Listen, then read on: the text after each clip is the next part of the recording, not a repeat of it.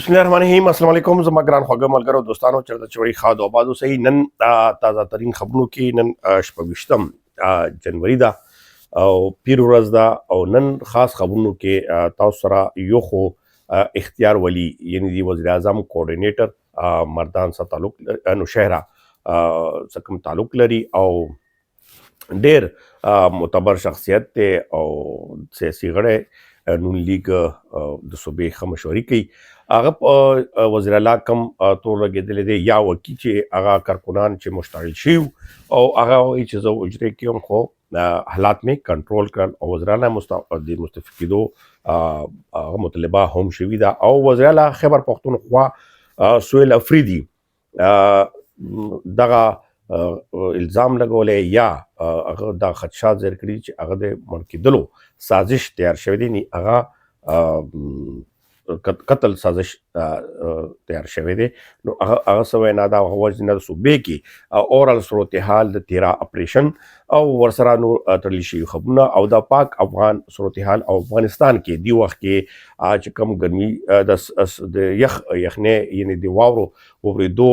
صورتحال نه اقوام متحده چې کوم ریپورټ جاری کړی دی او افغانستان سره مدد کولو خاص او بیا خاص کر پاکستان باندې هم دباو په دې لړ کې راغلی دی چې تقریبا 2.5 لکو پورې ماشومانو صحت او دغه یو ښه هغه ریپورټ جاری کړی دی چې دغه ته ډېر خدشات دي او په دې هغه کې امداد هلې ځلې په افغانستان خپل حکومت هم هلته هلې ځلې چې کومې دي هغه تیزي کړي دي خو دغه صورتحال سره سره بیا هلته نه چې کوم پاکستاني طالب علمان دي هغه هم پسو شوي دي د ټول صورتحال باندې نن تاسو سره راځم. اول به زه راشم چې کوم د افغانستان صورتحال دی وخت کې کم برابري برنو وجنا مرګ جوړه هم شوې ده هغه سره سره چې کوم د خوراکي بحران دی هغه هم پیدا شوی دی ورسره چې کوم مریضي ده خاص کر ماشومانو او بوډاګانو والا خو د اقوام متحده چې کوم ماشومانو ډیټا 2.5 لکو پورې تقریبا جاری کړي ده چې په 2.5 لکه ماشومان دی وخت کې سخت ناروغۍ سره مخ دي او د لپاره فوري امداد پکار دی او په دې لړ کې پاکستان باندې هم پریشر اچولی چې کم صحت لړ کې پاکستان باندې ډېر زیات درمدار بو ولې بارډر چې کم تړل شوي دي د هغه وجې نه دلته یو ضد موقع جوړه ده اوس په دواړو کې ګیر دي او بارډر بندیز وجې نه لکه دا نن سلو ورځ کم دا یو 10 ورځې تقریبا داسې خواوشا پوره کیږي یعنې 3 میاشتونه زیاته شوه کیسه او د نیمو میاشتو پورې کې سره رسي او دغه بارډر بندیز وجې نه یو خو تجارانو مشکل دي خو بل طرف ته چې کوم دغه تګ راتګ سلسله وه مریضي په حوالې سره نور ولس کم غریبي دا دې وجې نه ډېر زیات مشکلات سره رامخت شوي دي او دغه باندې اقوام متحده سخت د نړیوالو ادارو نه خاص کر اقوام متحده چې کوم په ملکونو ټولو سره ملوث او سره هم دغه غږ کړی چې فوري دی سره امداد ضروري ده دا د انساني بحران یعنې یو غټه خطره ده خو دا صورتحال سره سره افغانستان کې هم چې کوم طالبان حکومت دی هغې خپل هلې ځلې شروع کړي دي مرستې کوي خاص کر دغه شانتي صورتحال باندې او ګو کې چې هغو سره هغه وسایل به نه وي خو بیا هم ځای په ځای چې کوم خبرونه راځي موږ ګورو نو هغه خپلې هلې ځلې هم کوي او چې کوم د دې نه متاثرین لاړ دي هغو ته امدادي چکونه هم ورکړي شوي دي لږ ډېر او سره امداد هم روان دي او په دغه سر کې بیا بل خوا ټویټر باندې یعنی ایکس باندې زیب الله مجاهد خپل نمبر هم شمیرې هم جاری کړي دي چې په دغه شمیرو باندې که چاته څه غوي نو هغه رابطه کولی شي. بهرحال خو بیا یو صورتحال داسې دی چې دغه کې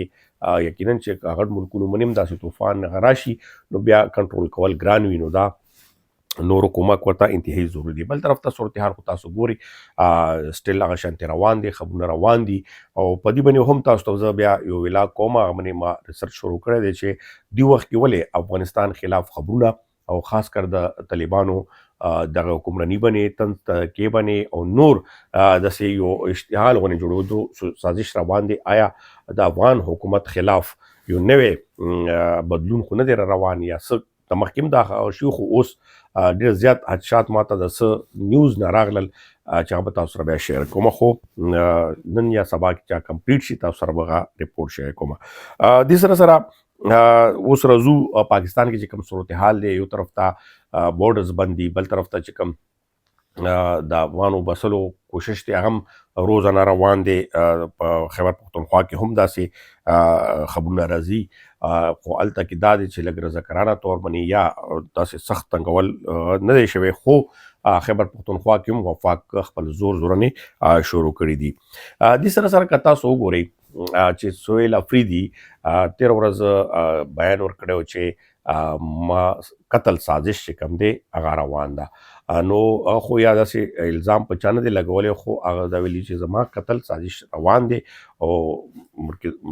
لکه ظاهره خبره ده چې کوم نمونه بیانات دي، کوم نمونه دي، نو کوم طرف ته خبره ځي. حالات ډېر کړکېچن بوځي. بل طرف ته اختیار ولی چې وزیر اعظم کوارډینیټر دی او ښه معتبر شخصیت دی، تېره ورځ ریلي کې هغې کور حجرې سره چې کله تحریک انصاف دا ریلي وه کارکنان روان وو، نو هغه دا الزام لګولی چې سهیل افریدي اشتعال انګیز بیاناتو وجې نه کارکنانو تصادم یو داسې خطره جوړوه چې کور مخې ته خدای مکه چې ډېر زیاته مرګ ژوبلی کېدلی شوه که چیرې ما حالات کنټرول کړي نه وی. ما خپل کسان چې کوم دي هغه وصار کړل او ډېر بدې ردې خپل کور مخې ته مې واورېدلې او کنځلې. یا تاسو هم ګورئ چې کوم نمونه بیا تحریک انصاف چې کوم ځوانان دي یا هغو کوم نمونه بیا یو اګریسیو پوزیشن کې ځي، نو هغه خو ښکاره خبره ده، هغه چا نه هم پټه نه ده. خو هغه وایي چې داسې صورتحال جوړ شوی چې زما کور یعنې حجرې سره ډېر ما په ډېر په مشکله خپله غوسه هم یخه کړه او په ډېر مشکله مې دا صورتحال کابو کو. او دغه یو وزیر اعلی دا د صوبې چې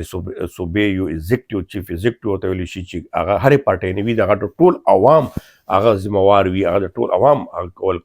پکار وي. او یو وزیر اعلی دغه شانتې غونډهګردي کوي یا یو قسم دغه شانتې اشتعال ورکوي، نو یقینا چې دغه شانتې هغه نه ده پکار. هلته یقینا که چیرې دغه شانتې شوي نو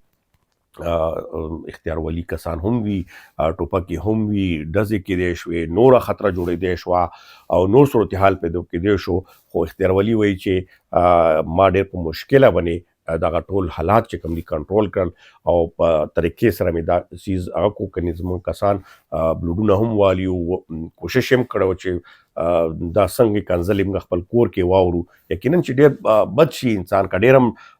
حوصله ونیسي، ډېر هم صبر کړي، خو داسې سچویشن کې بیا ځینې هغه هم ځوانان او سره هم ځوانان ډېر دي یا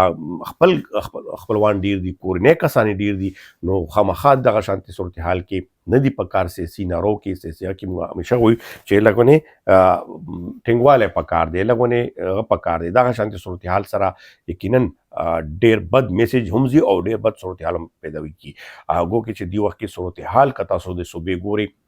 ډېر بد طرف ته روان دی. یو طرف ته د متصلینو راتګ د نقل مکانیک روانه ده تهرانه، بل طرف ته تهران کې واورې پراتې دي، هلته صورتحال خراب دی. هلته کې هم همدغه علمیه ده چې ماشومان بوډاګان د مرګ ژوبلې د یخې یخنۍ نه او دغه شانتې بې سره بې کوره هغو ته ډېر زیات مشکلات دي. اوس صوبې مشنګري چې کار نه کوي نو هغې ته بستونې د نور بندوبست څنګه کېږي. بل طرف ته وفاق وایي چې موږ 4 اربه روپۍ دې دپاره ریلیز کړي دي چې دو کوم رضاکارانه طور به یې راوځي. زبردستي موږ هلته نه روباسو، خو رضاکارانه طور باندې چې کوم راوځي چې هغو سره فوري امدادونه وشي. اوس دې کې دا څومره حقیقت دی؟ یو طرف ته صوبه بالکل مخامخ شوي ده، بل ورسره یو بله خبره کېږي، یو بل نظام چې کوم دا تحریکي پاکستان کې په باندې هم تاسو خبره کومه، یو نوی نظام طرف ته خبره روان شوې ده. اکثر پاکستان کې تجربات کېږي، خو دا ځل چې کوم نظام بدلون دی هغه صوبې جوړول دي، یعنې ډیویژنل سطح باندې. که دا شانتې شي نو دا به ډېرې زیاتې صوبې جوړې شي ځای په ځای باندې. او مقصد دا دی چې یو وزیر الله سره ټول اختیار نه وي پکار، بلکې دا اختیارات چې کوم دي نیچلې سطح پورې منتقلیدل پکار دي. په دې باندې اوس یو لوی ډیبیټ دی، دې باندې به تاسو سره تفصیلي راځم او دغه ډیویژنل سطح باندې څنګه جوړیږي. یو چیف کمشنر چې کوم ډیویژن باندې وي هغه به چیف سیکرټري وي، بیا به هغه ځکه وزیر اعلی حیثیت چې کوم چیف ایگزیکټیو حیثیت چاته ورکول کېږي، لوکل باډي سیسټم کېږي یا بل طریقه کار باندې کېږي، اسمبلی سیسټم به څنګه وي. دا ټول چې کوم دي دا یو وفاق سره بیا تړلو هغه روان دي لوی هغه دې باندې به زه تفصیل سره ټول ډیټیل زه تاسو سره مخې ته راوړم. او دی باندې دا چا کار شروع کړی دی د اعلی معتبر چې کوم پالیسی میکرز دي هغه روان دي. خو په دغه کې سیاسي ګوندونه خاص کر پنجاب یعنی پنجاب بیا د نون لیگ لاس نه وځي یقینا چې په باندې به تقسیم شي. نو پنجاب ډیر زیات رجسټر دی پیپلز پارټي تقریبا ورسره راځي دا ولې چې سند کې آلریډي تقسیم دی ایم کیو ایم دی هغه دی. خو دغه صورتحال باندې به